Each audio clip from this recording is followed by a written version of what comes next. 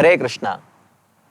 नमो विष्णुपदाय कृष्णप्रेष्ठाय भूतले श्रीमते भक्तिवेदांत स्वामिनिति नामिने। नमस्ते सारस्वती देवे गौरवाणी प्रचारिणे निर्विशेष शून्यवादी पाश्चात्य देशतारिणे। जय श्री कृष्ण चैतन्य प्रभु नित्यानंद श्री अद्वैत गदाधर शिवासादि गौर भक्तवृंद। हरे कृष्णा कृष्णा कृष्णा हरे हरे, हरे राम राम राम हरे हरे। हरे Krishna. So welcome back to this new course, Demystifying Raganuga Bhakti.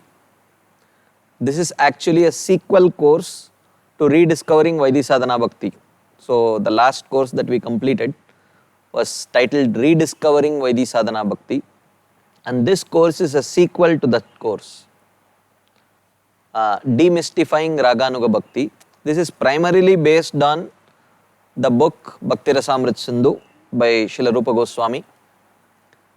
These Raganuga Bhakti is covered in Prabhupada's Nectar of Devotion in chapters 15 and 16, but we will be taking some sections from the book Ragavartma Chandrika by Srila Vishwanath Chakravarti Thakur, where he has described about Raganuga Bhakti in little detail, and also we will be referring to other books like Shuddha Bhakti Chintamani by His Holiness Shivaram Swami Maharaj, Manas Siksha by Srila Raghunath Das Goswami. So we have taken some sections from those books also to supplement what Srila Rupa Goswami is primarily mentioning in the Bhakti Rasamrit Sindhu book. So that is why this course is little comprehensive. We are trying to address this topic from all the directions, because I have given this title Demystifying Raganuga Bhakti, because the word Raganuga creates a variety of emotions in people within the Gaudiya Vaishnava Sampradaya, within the current Gaudiya Vaishnava Sampradaya, and also especially within ISKCON. Because sometimes people think, oh, Raganuga, is it something which the Sahajiyas follow? That is one category of people think like that. And some category of people think, oh, Raganuga means they don't follow any rules. Sometimes in a very, I have heard one conversation between devotees where one devotee who is little regulated, he is addressing another devotee who is little not so regulated. So he was addressing him. He said, Prabhuji, you are Raganuga and I am Rupanuga. Like that. In a joking way. So you are Raganuga, I am Rupanuga. Actually all Rupanugas are Raganugas. But the word Raganuga has a very taboo connotation within ISKCON. That is one category of people, that the moment you say Raganuga, they think that you are moving in the direction of the Sahajiyas. And there is other side, other end of the pendulum, who accuse Prabhupada of telling that Prabhupada has given only the ABCDs of spiritual life, ABCDs of Krishna consciousness. He has not given any higher things. So these are like two extreme views, and generally people don't seem to have a middle ground. Most of the people whom you talk to within ISKCON, they either subscribe to one of these extremistic views. Either they say that, oh, this ISKCON is just ABCD, basic things, or they say that, oh, Raganuga, that is Sahajiya, like that. So somehow, but either of these people have probably not studied the books properly, because this is a path which is very prominently described in our primary books, the primary mainstays of Gaudiya Vaishnavism, like Bhakti Rasamrit Sindhu, Chaitanya Charitamrit. These talk very extensively about this path. So there is no taboo attached, and those of those devotees who understand what this path is properly will understand that Prabhupada has given everything that is needed. So that is why, in order to resolve both these extremistic understandings and present what exactly our acharyas had in mind when they spoke about Raganuga Bhakti, we are launching this new course. It's not that there are some new ideas that are going to be introduced. It is just the traditional age-old ideas presented by Srila Rupa Goswami, by Srila Vishwanath Chakravarti Thakur, and for current contemporary commentaries, we have also referred to writings of His Holiness Shivaram Swami Maharaj in his book Shuddha Bhakti Chintamani, and some commentaries by Srila Bhaktivinoda Thakur on Manasiksha. So these are the various things that we will be referring to in order to come to a right understanding of this thing. Is it relevant in today's day and age? Can people of ISKCON ever practice Raganuga Sadhana Bhakti? How will you identify a person whether he is practicing Vaidhi Bhakti or Raganuga Sadhana Bhakti? Or is my Guru Maharaj following Vaidhi Sadhana Bhakti or Raganuga Sadhana Bhakti? These are like very common questions everyone has. Is there anyone in ISKCON who practices Raganuga Sadhana? Show me one person. He also comes to Mangalarati just like me. He also chants with me. He chants the same mantra also. Same Hare Krishna Maha Mantra only. No, not Radhesham or whatever. He's chanting the same mantra, coming to the same Mangalarati, singing the same Guru Ashtakam.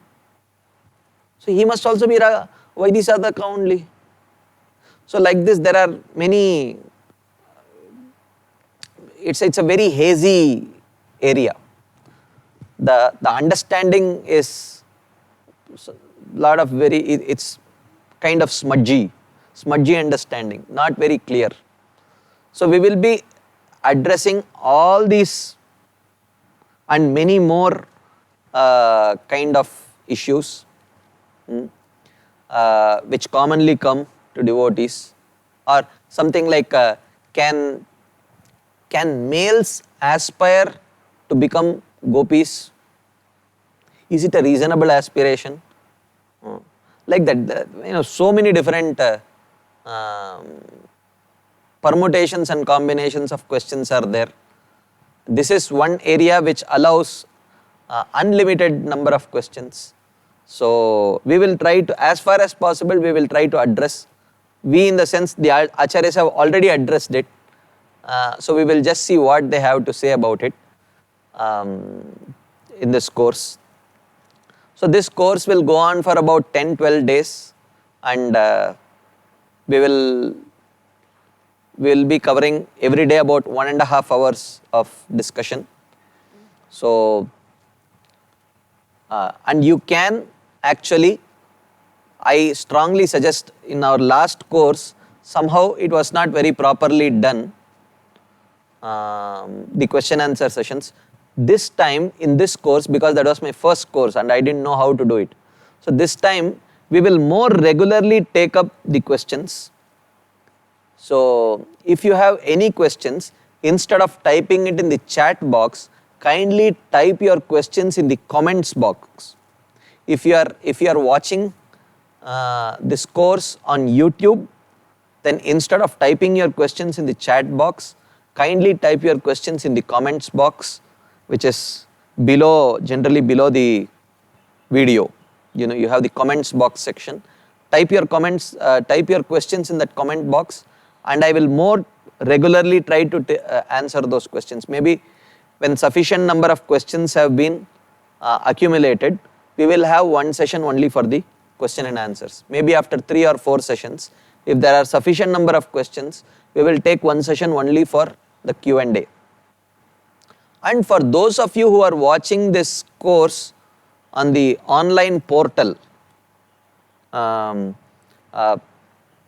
the ecovillage.online.ecovillage.org.in, those of you who are watching this course on that portal, you also have a comment box. You can type your questions in that comment box, and after 3 or 4 sessions, when sufficient number of questions have been accumulated, we will definitely on a more regular basis answer these questions. I am slowly trying to learn, I am getting a hang of this online courses. So we will try to make it better with every successive course.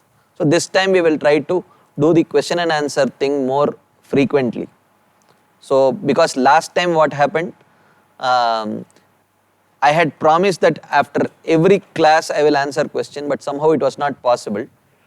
So people stopped asking questions after 2 or 3 classes. So, but still we had, at the end of the course, we had about 26, 27 questions, which is quite good. But now I am promising that after 3, 4 sessions, we will definitely have a question and answer session. So please do ask your questions and we will take up those questions more frequently. So with that prelude, we will start this course. So with I am praying for the blessings of all the assembled Vaishnavas who have assembled in front of their computer screen or their smartphone screen, whatever. I pray for your blessings, and I also pray for the blessings of Srila Prabhupada, who has given a very relevant contemporary commentary on the book Bhakti Rasamrita Sindhu. And also I offer my respectful obeisances to Srila Rupa Goswami and seek his blessings, because of whom we all are getting an opportunity to understand these very elevated subject matters. So as I mentioned before, this course is primarily based on the book Bhakti Rasamrita Sindhu by Srila Rupa Goswami. As we saw in the previous course, another assumption is that mostly I assume that you have already watched the previous course, Rediscovering Vaidhi Sadhana Bhakti. In case if you have not, then at least if you have already completed your Bhakti Shastri, then this course will definitely be relevant for you.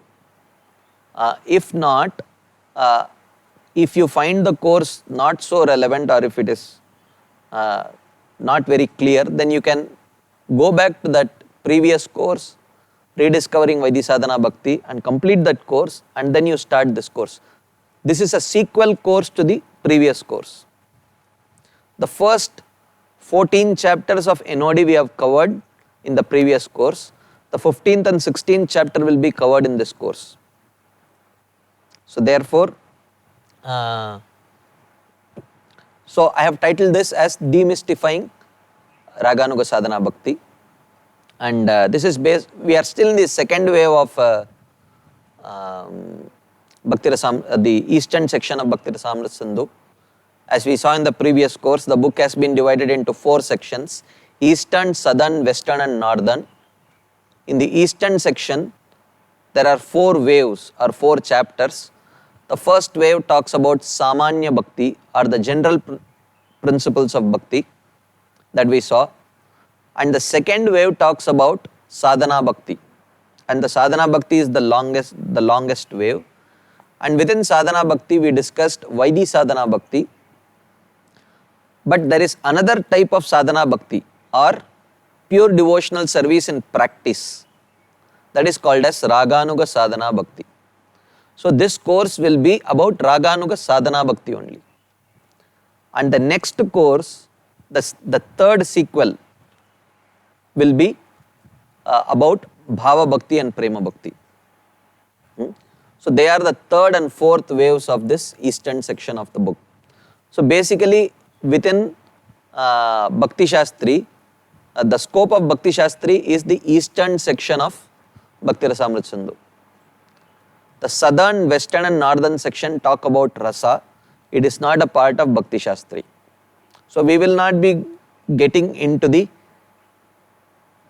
realm of Rasa. That we will save for some future course maybe. But in the 3 courses, the first was on Rediscovering Vaidhi Sadhana Bhakti, Second, now what we are doing is demystifying Raganuga Bhakti. And the third will be a course on Bhava Bhakti and Prema Bhakti. This will cover the Bhakti Shastri portion actually. 19 chapters of Nectar of Devotion given by Srila Prabhupada. So, here, as we saw last time, Jiva Goswami writes about this book. What was the mood? What was the desire of Srila Rupa Goswami when he presented this book? Obsessed by a desire to benefit all the devotees of the Lord, the esteemed author Srila Rupa Goswami compiled this remarkable work, the scripture called Bhakti Rasamrita Sindhu, using the rasa presented in Srimad Bhagavatam, which appeared within the lotus bud of his heart. So he says, first thing, this Bhakti Rasamrita Sindhu is a product of compassion. Compassion of Srila Rupa Goswami towards the devotees of the Lord. And this was really a labor of love. It took him 17 years to compile this book. And throughout this work, Srila Jiva Goswami was assisting Rupa Goswami. I mean, Jiva Goswami himself is arguably the greatest genius, that literary genius that India has ever seen. And he was assisting Rupa Goswami, and Rupa Goswami is another genius. He is our Sampradaya Acharya, he is the torch bearer of our Sampradaya. We all are called Rupanugas, the spiritual master of Jiva Goswami and uncle of Jiva Goswami. These two giants combined together, but it still took them 17 years to compile this book. And this was a product of compassion of Srila Rupa Goswami. Obsessed by a desire to benefit all the devotees of the Lord, the esteemed author Srila Rupa Goswami compiled this remarkable work called Bhakti Rasamrita Sindhu, using the rasa which is presented in Srimad Bhagavatam only. The basis of Bhakti Rasamrita Sindhu is Srimad Bhagavatam. Because Bhagavatam itself says, Nigama kalpataror galitam phalam shukamukad amrita drava samyutam pibata bhagavatam rasam alayam muhuraho rasika bhuvi bhavuka. Bhagavatam does not contain rasa. Bhagavatam is rasa. We saw the explanation of this verse in detail in our previous course. I will not get into it. But then Bhagavatam is non-different from rasa. It is rasa and rasa alone. And rasa means relationship. And that is why Bhaktir utpadyate pumsam shokamoha bayapaha. It is mentioned about Srimad Bhagavatam. That one who takes shelter of Srimad Bhagavatam, it naturally establishes a relationship with Krishna in one of the 5 rasas. So therefore, the rasa of Bhagavatam manifested within the lotus bud of Srila Rupa Goswami's heart, which was boiling with compassion towards the devotees. And Srila Rupa Goswami used that rasa to benefit the devotees by giving them the eyes to see rasa. As Srila Vishwanath Chakravarti Thakur glorifies Srila Rupa Goswami. Bhakti purvai shritastam tu rasam pashyed yadattadi tam naumi satatam rupa nama priyajanam harehe. He glorifies Srila Rupa Goswami as telling that many people, many great acharyas, many great devotees in the past have come. They have experienced pure love for Krishna and they have perfected and they have gone back home, back to Godhead. But no one has compiled a literature about their experience in a language that common devotees can understand. So, common devotees cannot experience rasa as it is experienced by the most exalted devotees. the sadhakas. The sadhakas cannot understand. But Rupa Goswami has presented rasa in such a way that the sadhakas need not wait till they reach bhava and prema to actually understand what rasa is. Even before that, they can get a glimpse. Just like Prabhupada says, a photograph or a painting is a window to the spiritual world. You can peek into how the spiritual world looks like through a photograph or through a painting which has been painted according to the guidance of an acharya. Similarly, the writings of great acharyas on elevated subject matters, they are also not just like windows. It starts out as a window, but it ends up as a door. You can peek through it. While you are peeking through it, it becomes bigger and bigger and bigger. The window becomes a door and you can enter through it. So the writings of the acharyas gives us a glimpse of the spiritual world, and the same writing makes us qualified to enter into that spiritual world also. So therefore, Srila Rupa Goswami, this work is a product of Rupa Goswami's compassion for the devotees. Therefore, this is a very special work. So we will start discussing about this Raganuga Sadhana Bhakti. But before we go into this, we will revisit some key concepts that we saw in the previous course. I mean, for those of you who have completed the whole course, rediscovering Vaidhi Sadhana Bhakti, you don't have to get scared. I am not going to do a recap of the whole course now. I will just take 3 definitions that we have seen, because in order to understand what Raganuga Sadhana Bhakti is, these 3 definitions have to be understood clearly. So we will just do a very quick revisiting these old concepts. First, we saw the definition of Uttama Bhakti. This was the first definition that we discussed in Bhakti Rasamrita Sindhu. Famous verse, Anyabhilashita shunyam jnana karmadhyanavritam anukulyena krishnanu sheelanam bhaktiruttama. So, he talks about Uttama Bhakti. He says, Uttama Bhakti or pure devotional service has 4 components.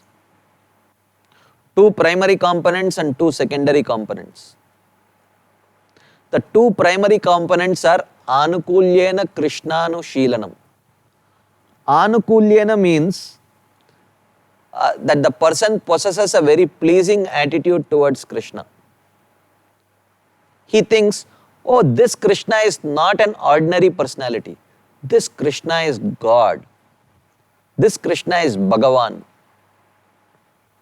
And he is the only personality who can fulfill all my desires. He is most worshipable and I would like to worship him. This attitude is called as Anukulyena.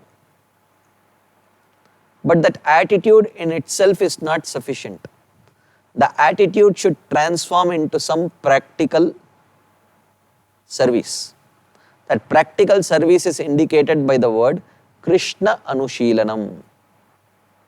Krishna Anushilanam means service or emotions towards Krishna, that is Anushilanam.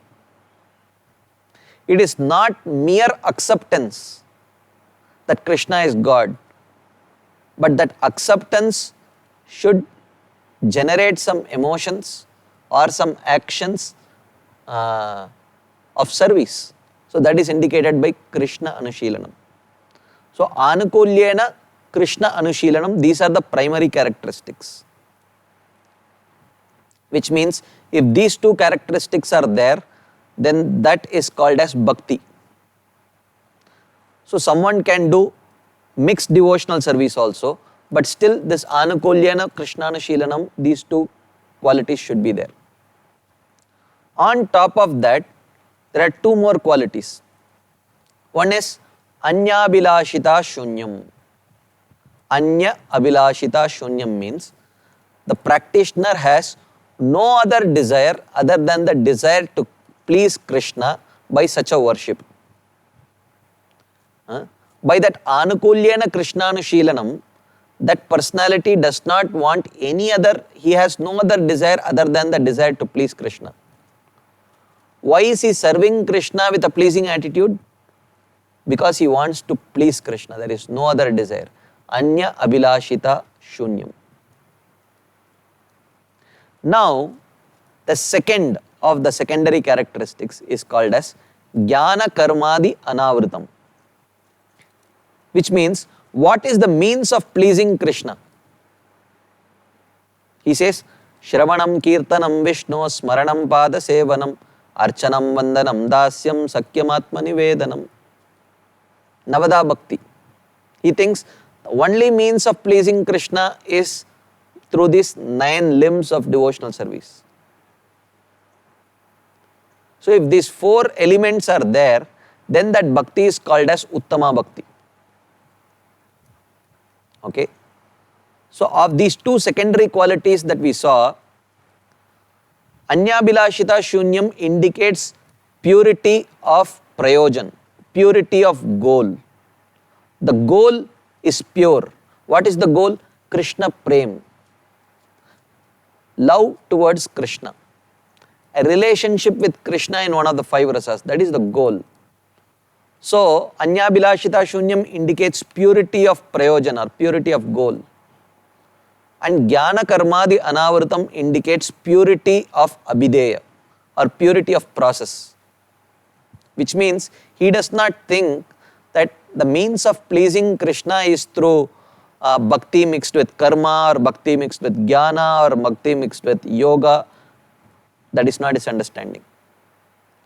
The means of pleasing Krishna is Navada Bhakti, and the goal of pleasing Krishna is to establish a relationship with him. So when these 4 elements are there, it is called as Uttama Bhakti.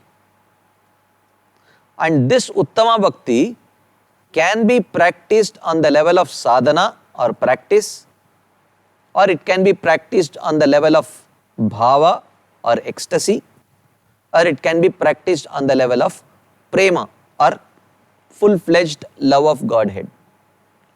At all these 3 stages, it is called as Uttama Bhakti only. This we saw in detail in the previous course, so I will not get much into it. So now, this is the first definition that we saw, which is the definition of Uttama Bhakti. Anyabhilashita Shunyam Jnana Karmadhyanavritam Anukulyena Krishnanushilanam Bhaktiruttama. Okay. Then, the second definition that we saw was definition of Sadhana Bhakti. What is Sadhana Bhakti? He says, Kriti sadhya bhavet sadhya bhavasa sadhana bida nitya siddhasya bhavasya prakatyam hridi sadhyata. He says, Kriti sadhya bhavet sadhya bhavasa sadhana bida. Kriti means senses. Kriti sadhya means action of the senses. Sadhya bhava bhavet, which produces the stage of bhava. When the senses are utilized in the 9 types of bhakti, the 9 limbs of bhakti, Shravanam, Kirtanam, Smaranam, Pada Sevanam, etc., with a desire to achieve the stage of bhava, then it is called as sadhana bhakti. So, as we saw, this definition of sadhana bhakti includes the definition of uttama bhakti. So, a sadhaka also, even though he is a practitioner, but at least on the level of faith, on the level of conviction, he is clear that the goal of practicing bhakti is to please Krishna and establish a relationship with him, and the means of pleasing Krishna is Navada Bhakti. That he is very clear about it. So therefore, and the means by which he tries to achieve it is by engagement of his senses. Kriti sadhya bhavet sadhya bhavasa sadhana bida. He engages his senses in the service towards Krishna with a desire to achieve the stage of bhava. This was the definition of sadhana bhakti that we saw. Nitya siddhasya bhavasya prakatyam hridi sadhyata. And this bhava is not created. This bhava is already present within the heart of the devotee.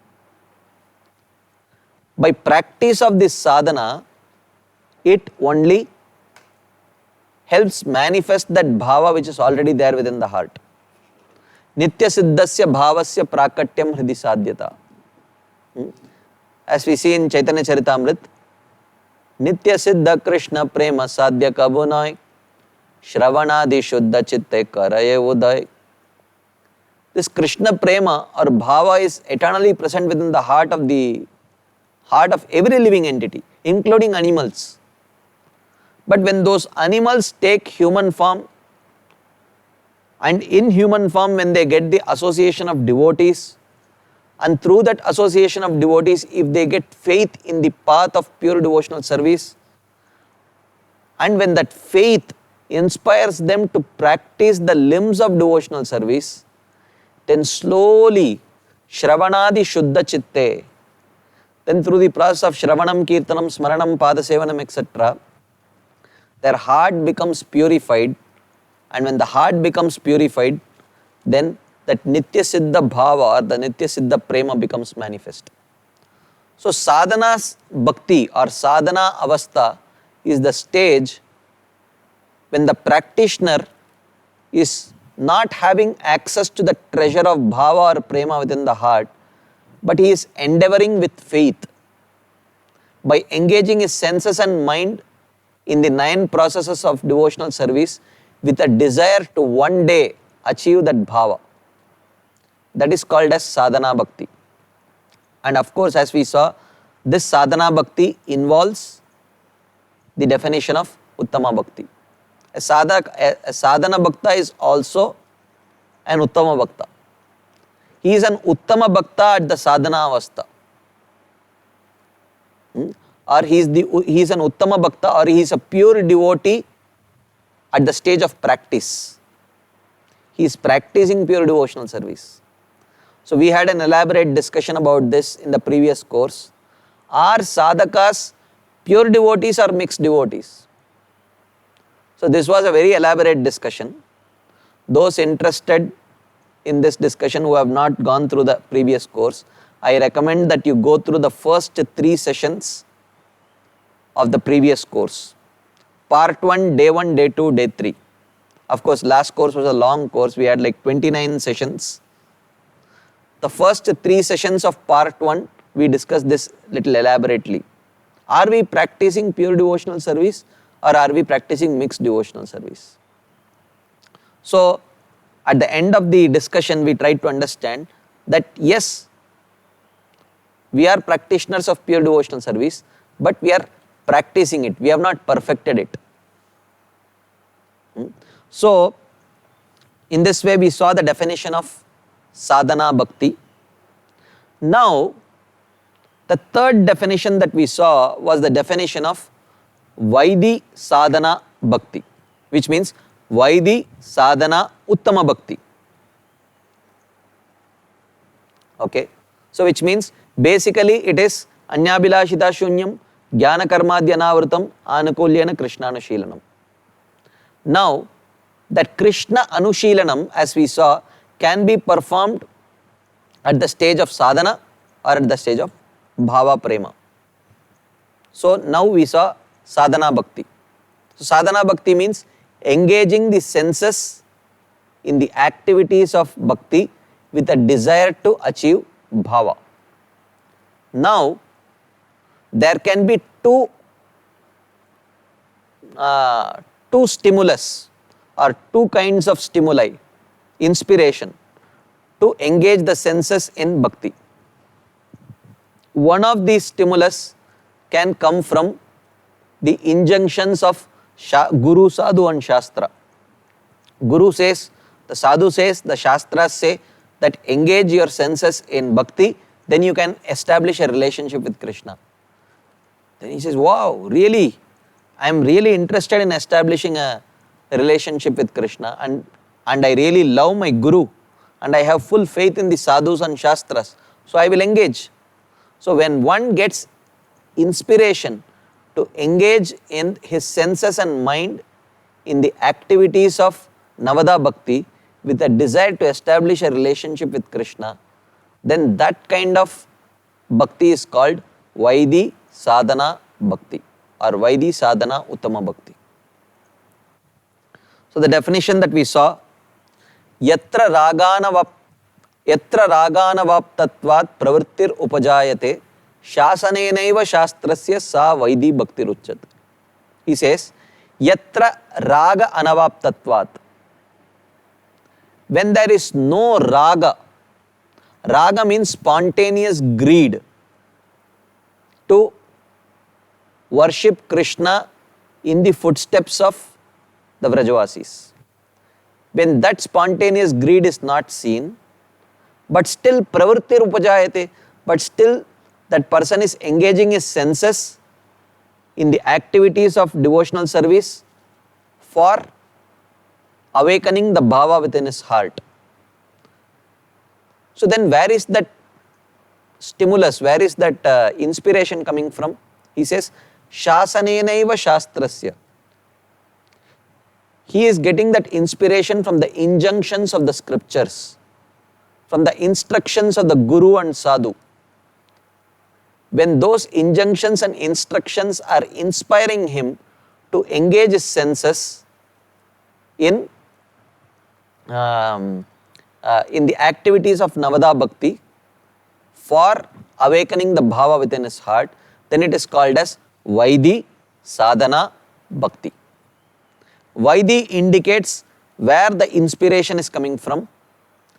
Sadhana indicates Cheshta Rupa Anushilanam or devotional service in practice. And Bhakti indicates Uttama Bhakti.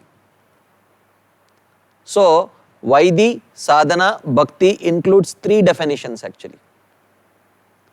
This verse indicates the definition of Vaidhi, previous verse indicates the definition of Sadhana, and the first verse, Anyabhilashita Shunyam, gives the definition of Uttama Bhakti. Vaidhi, Sadhana, Bhakti. So this practice has three definitions. So when the inspiration to engage the senses in Krishna's service with a desire to awaken the bhava within the heart comes from the scriptures, sadhu and shastra, then that kind of bhakti is called as Vaidhi Sadhana Bhakti. Now, with this understanding, we will try to start this course by trying to understand the definition of Raganuga Sadhana Bhakti. So, as we saw, Raganuga is also Sadhana Bhakti only. Many times people think Raganuga means prema or Raganuga means bhava. No. Raganuga is also Sadhana Bhakti only. What is Sadhana Bhakti? Kriti sadhya bhavet sadhya bhavasa sadhana bida. Even Raganuga sadhakas engage their senses in the Navada Bhakti with a desire to achieve bhava, which means Raganuga sadhakas have not yet achieved bhava or prema. Just like Vaidhi sadhakas have not yet achieved bhava or prema, Raganuga sadhakas have also not achieved raga, bhava or prema. They are also engaging their senses and mind in the activities of devotional service with a desire to achieve bhava. The only difference between Vaidhi sadhaka and Raganuga sadhaka is where that inspiration is coming from. For the Vaidhi sadhaka, the inspiration is coming from the books, the Guru's instructions, the Sadhu's instruction. Whereas for a Raganuga sadhaka, it is coming from greed.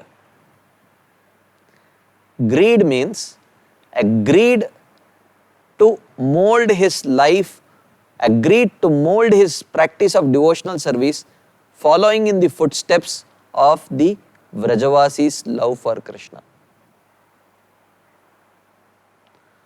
So after the devotees have spent sufficient number of years in Krishna consciousness, practicing Vaidhi Sadhana Bhakti, when they progress beyond a particular level, after hearing from Bhagavatam the Vrindavan pastimes of Krishna, they may get a natural greed that, yes,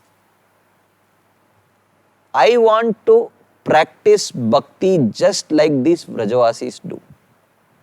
I am so inspired by this kind of love that Vrajavasis have for Krishna.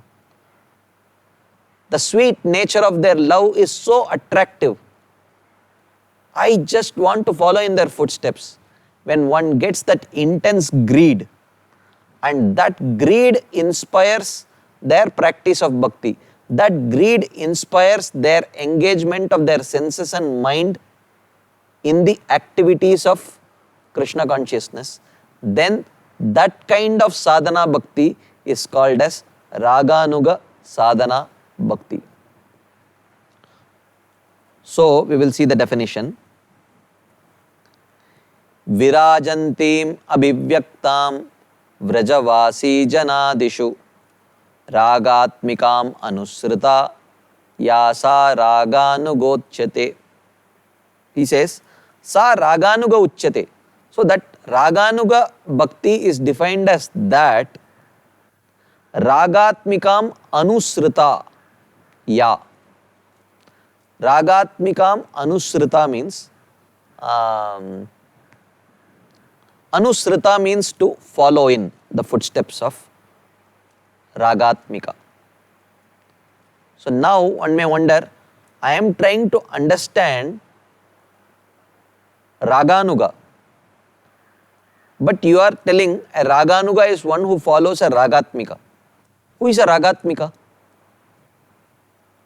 He says, Virajantim abhivyaktam vrajavasi janadishu. Ragatmika means, Ragatmika bhakti means that bhakti, that specific flavor of devotional service which is seen in the Vrajavasis. So now what is that love of the Vrajavasis? That is the next theme that we will discuss. But for now, just for definition's sake, a Raganuga sadhaka is a practitioner only who is trying to practice by trying to mold his devotional service by hearing and meditating on the service of Vrajavasis towards Krishna. So that the only difference between Vaidhi and Raganuga is the inspiration. Otherwise, both are practicing only. I'll give you an example. Forgive me for this gross material example, but at least for those of you who have a conditioning of cricket, you may be able to relate to this, and for those of you who do not have any understanding of cricket, you may still be able to relate to it. I will try to present it in a way that is relatable. Let's say that there are two children, two boys, who are aspiring to get into the Indian cricket team. That is their goal. So both of their parents enroll them in a cricket academy where they can learn how to play cricket. So both of them start attending the cricket academy. They are getting trained in batting. Okay. So daily, so they are given a textbook of cricket. So how to play textbook cricket? So textbook cricket means, how do you perfectly play according to the proper technique. How do you play square cut? How do you, play cover drive? So the textbook cricket shows you. So it tells you, first take your, front foot ahead by a few inches, and then bend down, and then turn your wrist, whatever it may be.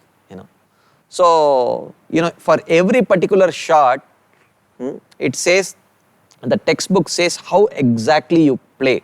So according to the textbook, the coach teaches them, okay, this is how you play, this is how you play, and then they practice those shots in the nets. This is the first stage of teaching. So for the first 6 months to 1 year, they are taught from the textbook, and the coach also teaches them how to play cricket, and they practice it in the nets. After 1 year of such coaching, they are taken to the next level of training, where they are taken inside a video room, where there are many video CDs, where they can watch how players with perfect techniques, how they played that shot. There are videos. So maybe they are, they have like the videos of Sachin Tendulkar playing cover drive or square cut or whatever it may be. So then they start watching those videos. So then they recollect their textbook. So they watch the video in slow motion. They see, oh, he's taking the front foot, first. This is exactly what the textbook says. And then he is, turning his wrist this way. So they see that this textbook cricket is perfectly being played by this particular player. And in this way, both of them develop great appreciation for that player. But one of them realizes that I am finding these videos more useful than the books. I am able to learn from the videos better than the books. So he approaches his coach and he asks that, can I just watch these videos and learn? It is, I've read the textbook, I have understood it, but I am finding more inspiration just watching the videos and fine tuning my shots. I am finding it more helpful. The coach says, fine. I think you have spent sufficient time with the textbook and you have gained fairly good mastery over your strokes. To fine tune your cricket, you can certainly watch the videos and you can learn further. But the other person, he may have also developed great appreciation for that player, let's say in this case Sachin Tendulkar. But he may think, look, I really appreciate the way he is playing, but still I am comfortable learning from the textbook only. So he approaches the coach and he says, can I just continue learning from the textbook? He says, yeah, perfect, no problem. So ultimately both have not become so perfect that they are fit to enter into the Indian cricket team. Both are learning, but one is inspired to learn from the books, another is inspired to learn from the videos. So in this case, this is just an analogy. So the two boys who are trying to get into the Indian cricket team, they are like, one is a Vaidhi Sadhaka, another is a Raganuga Sadhaka. And we saw in this case, both of them for the first 1 year, they enrolled in the academy, which means you have to accept a guru. And then they learned from the textbook, which means they also have to learn from our books, Bhagavad Gita, Bhagavatam, from a guru. And then once they learn and practice Vaidhi Sadhana Bhakti for a year, in the case of course, they learned cricket for a year using textbook, but we have to learn Vaidhi Sadhana Bhakti for, of course, many, many years, in some cases many decades also. And after that, when we are hearing, when our heart has become sufficiently purified, and when we hear the pastimes of the Supreme Lord in Vrindavan, and we get an inspiration. Some of us may get an inspiration when sufficient purification of heart has taken place, when some of us may get an inspiration to mold our practice of bhakti, seeing the Vrajavasis' love for Krishna. So in that case, that is that person who is trying to learn from the video. But even after hearing from the 10th canto many times, we may still feel inspired, we may still be gaining the inspiration only from the instructions of the Guru, Sadhu and Shastra. Then that person continues as a Vaidhi Sadhaka. But ultimately, since both these boys have not achieved their goal of getting into the Indian cricket team, their goal, that is Bhava and Prema. But there are two routes. It starts out with one route only, and then at some point it becomes two. Like for example, for those of you who are familiar with the topography of Mumbai, let's say if you want to go, let's say if two people want to go, one wants to go to Pune, another wants to go to Nasik. Both of them start from the CST terminal, Chhatrapati Shivaji terminal, and the train both the trains till Kalyan, it takes the same route. CST, then Dadar, then Thane, then Kalyan, till that it is the same route. And then after Kalyan, the Nasik train, the train bound to Nasik takes the route of Kasara and goes towards Nasik. And the train which is bound to Pune, from Kalyan it takes the route of Karjat and it goes towards Pune. So, but till Kalyan, both the trains take the exact same route. CST to Dadar, Dadar to Thane, Thane to Kalyan, for both trains is same. Similarly, every single practitioner starts out practicing Vaidhi Sadhana Bhakti only. And from Vaidhi Sadhana, gradually they go from Shraddha, Shraddha to Sadhu Sangha, Sadhu Sangha to Bhajana Kriya, Bhajana Kriya to Anartha Nivritti, Anartha Nivritti to Nishtha. Nishtha is like the Kalyan. And after Nishtha, either at Nishtha or Ruchi or Asakti, someone may get this greed. Virajantim abhivyaktam vrajavasi janadishu. Ragatmikam anusruta yasa raganuga uchyate. At that stage, they may get an inspiration. Oh, I am getting more inspiration to mold my bhakti by watching the lives of these Vrajavasis. At that stage, that person becomes qualified to practice Raganuga Bhakti. This is a very simplistic presentation. We will see much more details of this in future. So, like that. So, in that analogy that we discussed, the two boys are the two sadhakas who start out practicing in the nets by using the book is Vaidhi Sadhana. Then they go into the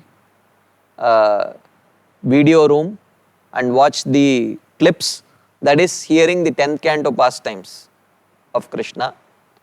Then at that stage, one of them gets inspired to mold his cricket watching the videos, that is the Raganuga Sadhaka. Another person is comfortable molding his cricket or molding his skills using the textbook only, that is the Vaidhi Sadhaka. And that personality whom he is seeing in the video to mold his cricket, that personality in this case Sachin Tendulkar, he is the representative of the Vrajavasis. The Ragatmika Bhakta. Like that. So this is a very simplistic explanation as I have given you. There are much more details to it. In the coming sessions we will discuss the details of that. Okay. So Srila Rupa Goswami says, Raganuga Vivekartam Adau Ragatmika Uchyate. If you have to understand Raganuga, first you have to understand Ragatmika. Ragatmika is the Vrajavasi. If you want to understand who is a Raganuga Bhakta, who is trying to mold his practice of bhakti, seeing a Vrajavasi, first thing we have to understand what is this Vrajavasi's love for Krishna. Why is it so special? That we have to understand.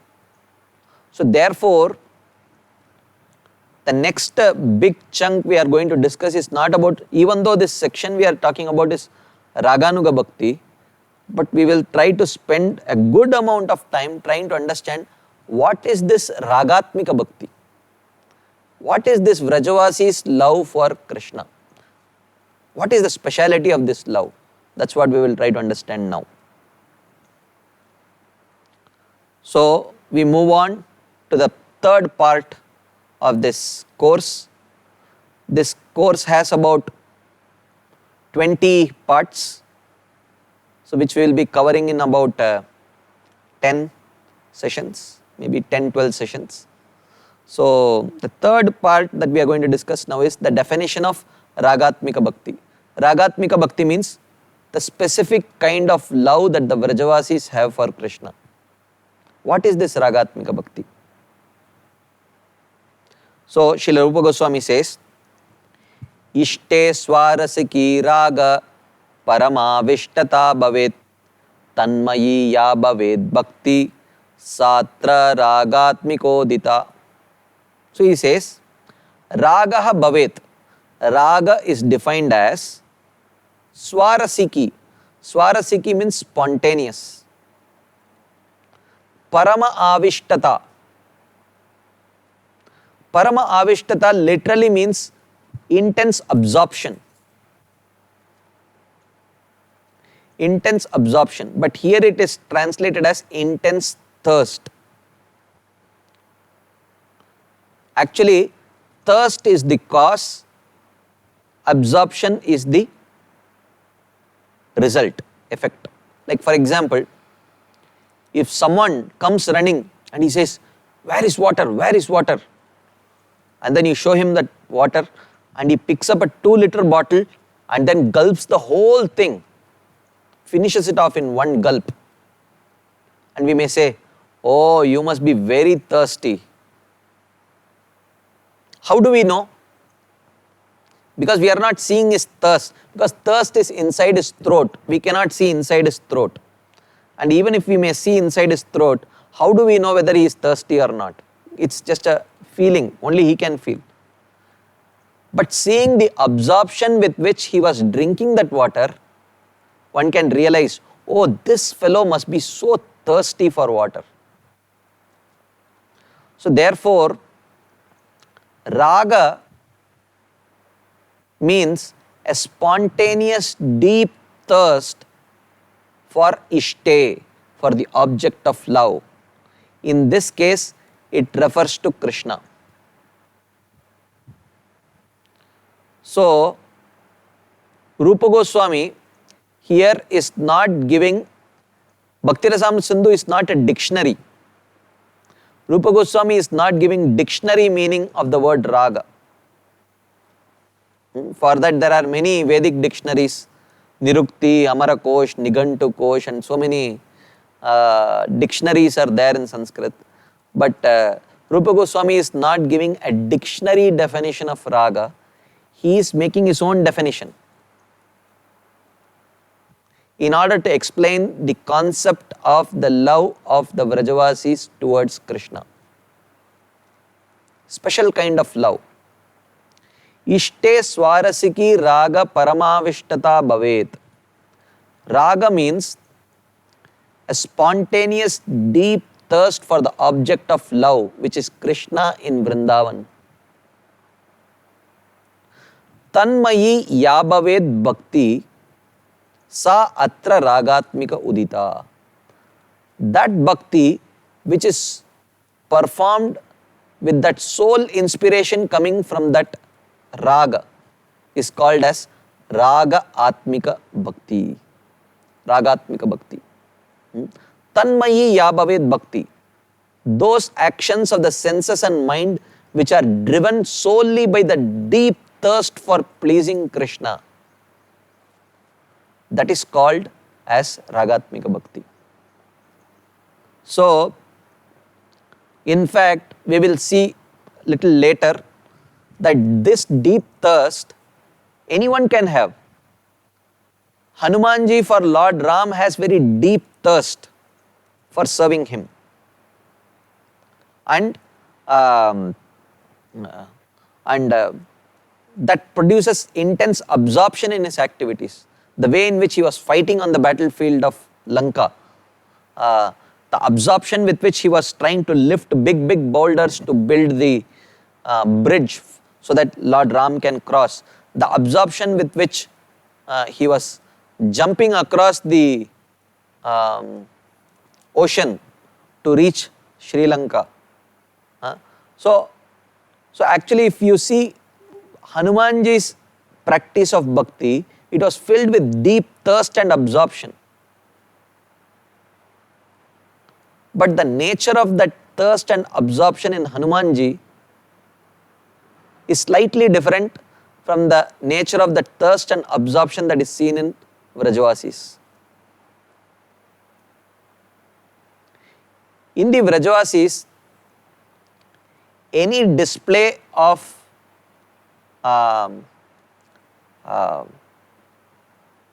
opulence does not affect their love. In the case of in the case of Hanumanji, or even Arjuna for that matter, when Arjuna saw the universal form on the battlefield of Kurukshetra, when Krishna showed him that universal form, he was so dumbstruck. His Sakya ras was completely compromised. His Sakya became totally Dasya ras. It became de-escalated. He started telling, Saketi madva prasabam yaduktam, He Krishna, He Yadava, He Krishna, He Saka, He Madhaveti. Like that he was Ajanata Mahimanam Tavedam. He was completely thinking that, oh, I didn't know your Mahima. Who are you? I thought you were my friend and I joked with you. I criticized you. I insulted you in jest and sometime out of love. But how can I even think of having love towards such a great personality like you? So his Sakyaras became compromised by the exhibition of Aishwarya or opulence. But in Vrajavasis, their love for Krishna, it is not at all compromised by a show of opulence. When the same universal form was shown to Mother Yashoda within the mouth of Krishna, at the end of it she thought, oh, something wrong with my son. He needs my association more. He needs my protection more. That's how she thought. And Krishna kills Trinavarta. Krishna killed so many demons, but especially we will take one example, Trinavarta. You know, Trinavarta is that whirlwind demon who picks up Krishna, goes up, gives him a nice ride, and after that Krishna chokes the throat of Trinavarta, kills him, and from such a height, both of them fall down. Trinavarta is completely smashed and Arjuna is smiling and crawling on the body of Trinavarta. And all the Vrajavasis are completely shocked. They come running, they pick up Krishna, and then everyone is speculating. one person says, oh, this Trinavarta, he is such a cruel person. He died because of his cruelty. How Krishna punishes such cruel people. And then they are asking, how is Krishna safe? Some people say, oh, Krishna is safe because Nanda Maharaj is such a pious person. Nanda Maharaj is such a kind-hearted person that that Lord Narayan will always protect Nanda Maharaj and his family members from all dangers because he is such a pious devotee. One group of people are telling like this. Another group of people are telling that Krishna was protected because Krishna is such a simple-hearted person. You see, this Trinavarta wanted to kill Krishna, but Krishna was such a simple person that he was trying to take shelter of that same person who was trying to kill. They were not seeing that Krishna is choking the throat of Trinavarta and trying to kill him. They can't see it. So they are debating. No one, not a single Vrajavasi is thinking that maybe Krishna must have killed Trinavarta. That does not come to them at all. Because if they start seeing Krishna in that way, their Vatsalya may be compromised. And even if they see, it only increases their Vatsalya. So that is the special nature of love that the Vrajavasis have for Krishna, that any display or non-display of Vatsalya does not affect their emotion towards Krishna. Like for example, I will tell some example from my own life. Like from the time I took up to Krishna consciousness, and at some stage I joined the temple also. And then at some point I received the dress of a devotee. And then after that, when I went to visit some of my relatives, in some of them, who are my uncle and aunt, one of my uncles, my father's elder brother, who is like at least, he must be about 45 years elder to me. He stood up and with folded hands. He was the same person who would, whom I was really afraid of when I was a small child. He used to chastise me for not going to school, or if I would, be very naughty, my parents would call him and he used to chastise me and I used to become very afraid of him. That very same personality, when he saw that, I had taken to this path,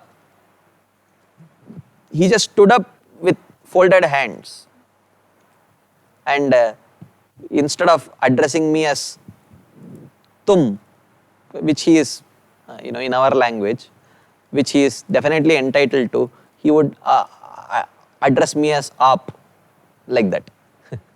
So here is one case where some external, it was just an external change of dress that created a change of relationship. The relationship was compromised. And on the other hand, I have other relatives who were absolutely not affected at all. They saw me as their own nephew, the same old nephew. They would treat me, pamper me just like that, address me exactly like that, chastise me. I mean, there is no change. They are not seeing the dress, they are seeing the person behind the dress. So even in ordinary experiences, you see, sometimes people may become materially very big, but still they will have some of their relatives who may start dealing with them in a very reverential way, but with love. And they may have other of their relatives, for them that presence of opulence or absence of opulence does not matter at all. I love you for who you are. Whether you have that opulence or not, it does not really matter. It does not affect my affection towards you. So, this is the speciality of the love of Vrajavasis towards Krishna, which is not seen in any of the disciples, in any of the devotees of any other incarnation of Krishna. That is why the Vrajavasis' love for Krishna is special. And therefore, here Rupa Goswami is defining Ragatmika or the word Raga, and he chooses to use that word only for defining the kind of love that the Vrajavasis have for Krishna. Even though the dictionary meaning of Raga can be used for any material attachment also, what to speak of spiritual attachment. But as we saw, Rupa Goswami is not writing a dictionary here. He is not a lexicographer. So lexicographers are those who compile dictionaries. He is not developing a dictionary here.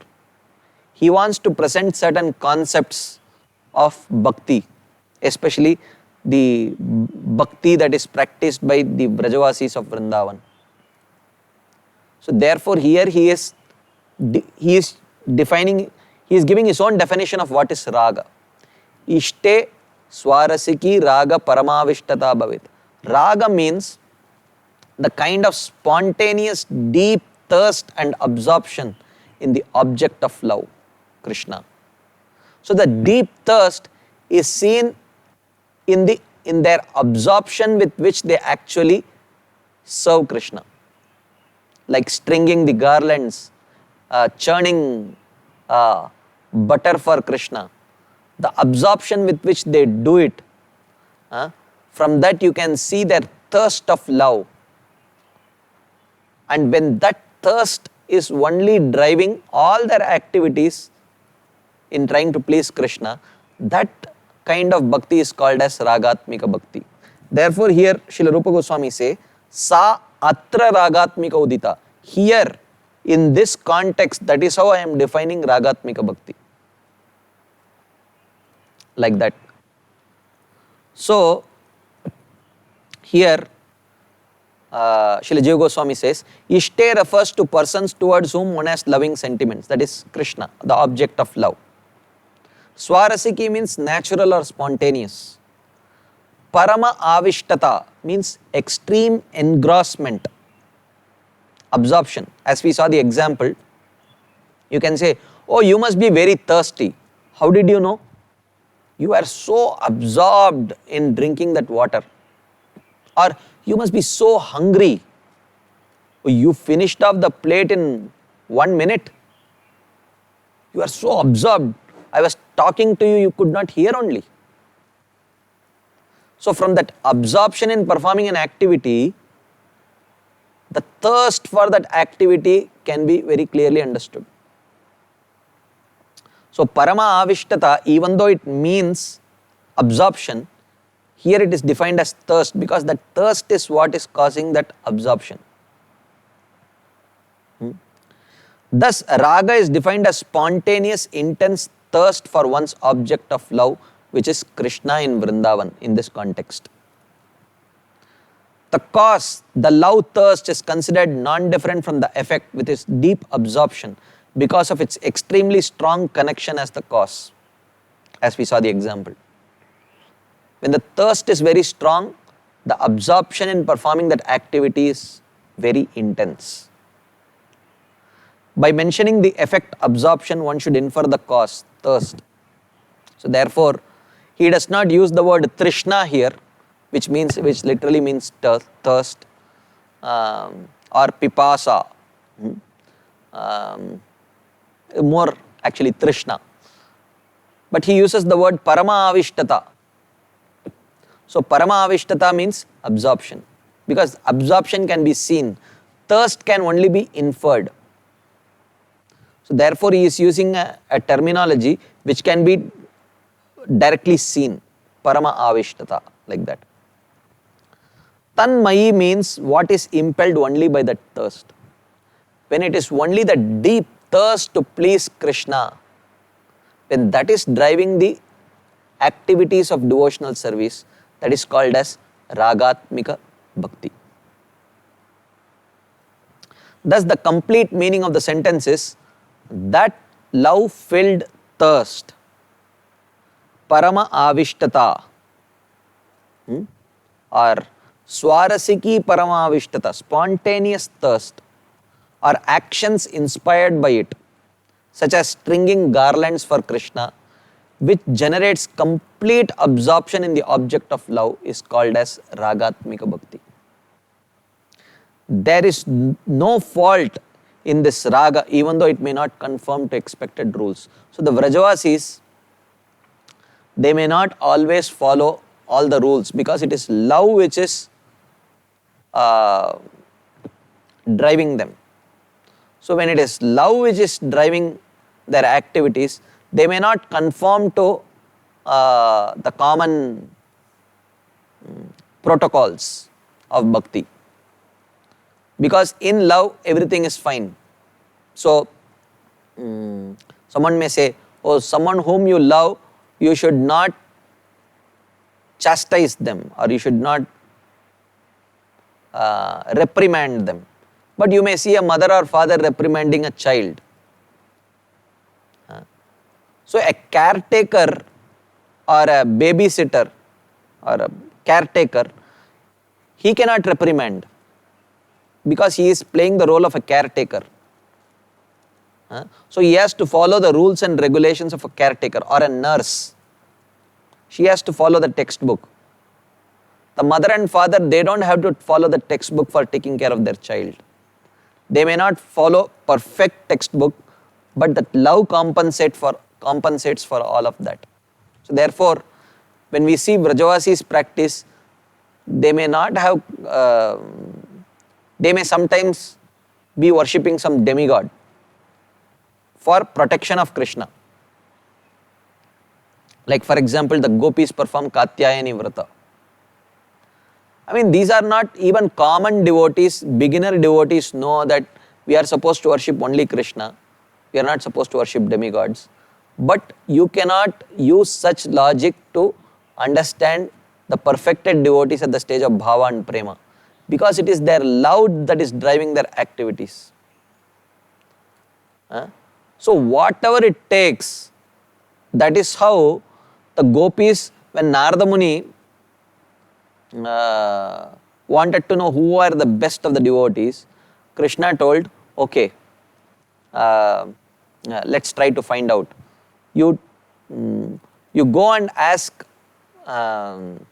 the queens of Dwaraka, tell them that I am suffering from severe headache. And they will ask you, oh, how can we cure this? And you tell that you have to give the dust from your lotus feet. And if Krishna smears it on his headache will go away.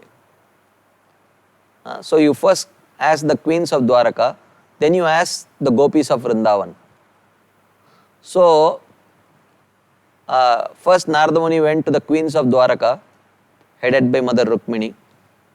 So he told them, look, Krishna is having severe headache. So they all were completely disturbed. They said, how can we cure this? So Krishna said, if we can get dust from your lotus feet, then it can be cured. The queens of Dwaraka refused to give. They said, oh, that is such an insult, he is our husband. Then it is such a inappropriate thing. How can the husband take the dust from the feet of the wife? It is not possible. Look out for some other solution like that. And then Narada Muni went to the gopis, and the gopis, as soon as they heard this, immediately all of them started removing dust from their lotus feet, and they collected a big bag filled with dust from all their lotus feet and gave it to Narada Muni. And Narada Muni asked, do you know what you are doing? Do you know who is Krishna? He says, that's okay, but if Krishna's headache will be cured, that's all we are bothered about. He is the Supreme Lord. If he smears the dust from your lotus feet on his head, you may go to hell. And the gopis said, we know that. but Krishna's headache will be cured or not. So that is what they were concerned about. So therefore, this is not, you don't take dust from your lotus feet and smear it on the deity's head. That is considered such an insult. We will definitely go to hell for that. But the gopis were not bothered even to go to hell, because it was pure unalloyed love that was driving their activities there. So sometimes it may not. 99% of the times it will conform to the rules of devotional service, but sometimes it may not.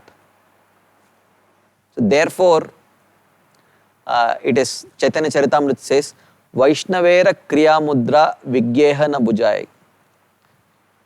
The pure exalted Vaishnavas who are driven only by love for Krishna, you cannot judge them by their activities. So their Kriya can be very bewildering. So therefore it is, we should be very careful in staying around them. So this is Ragatmika Bhakti. Ishte Swarasiki Raga Paramavishtata Bhavet Tanmayi Ya Bhavet Bhakti Sa Atra Ragatmika Udita.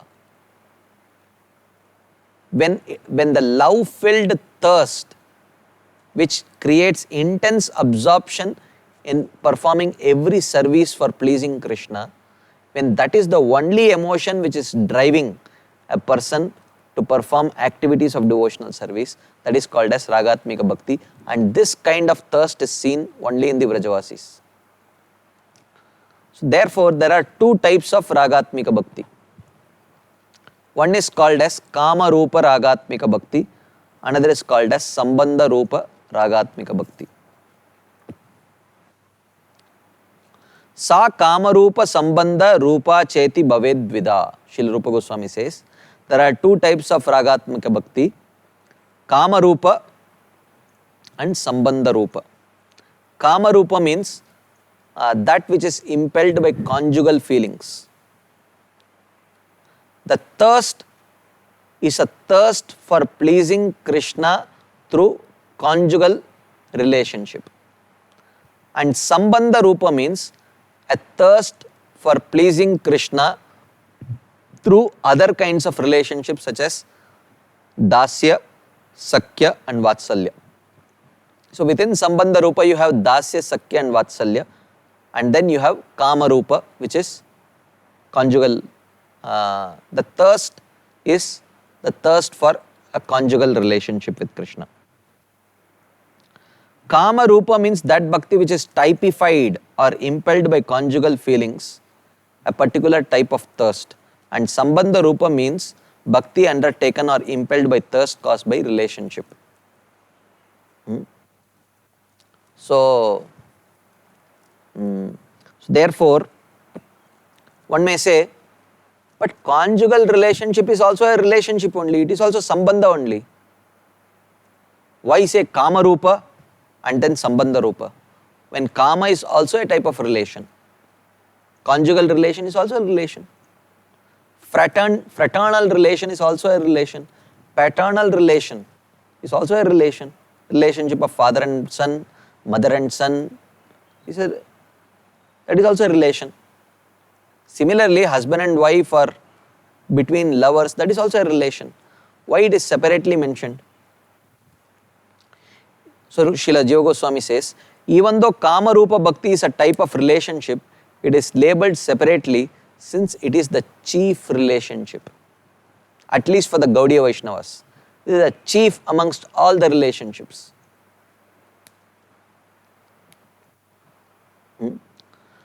And this is exactly what Chaitanya Mahaprabhu also came to give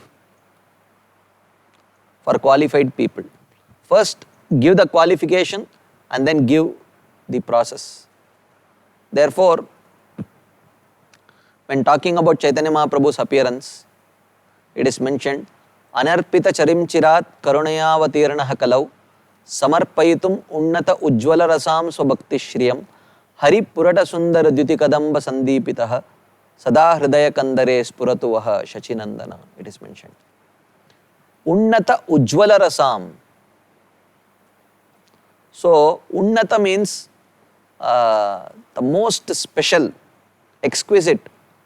Ujjvala Rasam can mean pure devotional service on one level. But Ujjvala Rasa also means Madhurya Rasa. So as it is mentioned, Jaya Jaya Ujjvala Rasa Sarva Rasa Sar Parakiya Bhaveya Vrajete Prachar. So therefore Ujjvala Rasa also refers to Madhurya Rasa. So therefore if you see in the Gaudiya Vaishnava Sampradaya, because Chaitanya Mahaprabhu came to give that most special kind of relationship with Krishna, the Acharyas in the line of Chaitanya Mahaprabhu also, if you see their writings, they have written Bhakti Rasamrit Sindhu. For example, Srila Rupa Goswami has written Bhakti Rasamrit Sindhu, in which he is discussing about all the 5 rasas, and he has written a separate book called Ujjvala Neelamani, which talks only about Madhurya Rasa. It is almost the size of Bhakti Rasamrit Sindhu for just one rasa. And even in other writings, like for example, if you take Bhakti Vinod Thakur's Jaiva Dharma. In Bhakti Vinod Thakur's Jaiva Dharma has 40 chapters. In that 40 chapters, for the other rasas, half chapter is dedicated. Half a chapter for Dasyaras, half a chapter for Shantaras, half a chapter for Vatsalyaras, half a chapter for Sakyaras, 10 chapters for Madhuryaras. So, even though we talk about 5 rasas, but if you see the writings of the Acharyas, there is a very clear, unabashed tilt towards Madhurya Rasa, because that's exactly what Chaitanya Mahaprabhu also came to give. Anarpita charim chirat karunaya vatirna kalau samarpaitum unnata ujjvala rasam swabhakti shriyam. So therefore, even here you see the tilt. He says Kama Rupa, Sambandha Rupa. Kama Rupa is one, even though it is a relationship, and Sambandha Rupa, within that comes Vatsalya, Sakya, Dasya and everything. He says, and he gives an example to explain this. It is similar to telling everyone is coming and the king is also coming. Everyone includes the king also. But the king is not just everyone. King is the leader of everyone. So therefore to say everyone is coming and the king is also coming actually is appropriate. So therefore Kama Rupa and Sambandha Rupa, they are separately described. Okay, so we will pause here because it's already time, and tomorrow when we come together we will discuss the scriptural proofs for the 2 types of Ragatmika Bhakti. So I will do a very quick recap of what we have seen today, and then we will continue with the scriptural proofs for the 2 types of Ragatmika Bhakti. So thank you very much for your patient listening. I will again remind you that this time I will try to answer the questions more regularly. Last time we had one last session for question and answers. So that was inappropriate. Therefore, people actually lost faith that I would actually answer the questions at all. So after the first few sessions, I stopped getting any questions. So I apologize for that, because that was my first course, I didn't understand. This time, those of you who are watching this video on YouTube, please don't type your questions on the chat box. Please type your questions on the comments box. That is right below the video. There is a comment box. You please write your questions there. And those of you who are watching this on the online GV online courses portal. So you also have a comments box. You can type your comments there, and I promise to answer these questions. If not in every class, at least after 3-4 classes, when sufficient number of questions have been accumulated, we will take one session just for Q&A. So it depends on the number of questions, number of relevant questions that I get. If at least if 25-30 questions come, then I will separately dedicate one session for that. Till I get that number of questions, we will not have Q&A sessions. So you can please be patient. Maybe many of your questions may get answered in due course of time, but if it does not get answered after 4-5 sessions, whenever I get sufficient number of questions, I will definitely answer your questions. We will have a separate session for Q&A. So thank you very much again for your patient listening. I am hoping to have your association for the whole course, and if you can patiently attend the course, then I am sure you will get lot of valuable understanding given by Acharyas like Srila Rupa Goswami and Srila Vishwanath Chakravarti Thakur. So thank you very much again. Hoping to see you tomorrow. Srila Prabhupada ki jai. Srila Rupa Goswami Pad ki jai. Shri Bhakti Rasamrit Sindhu ki jai. Hare Krishna.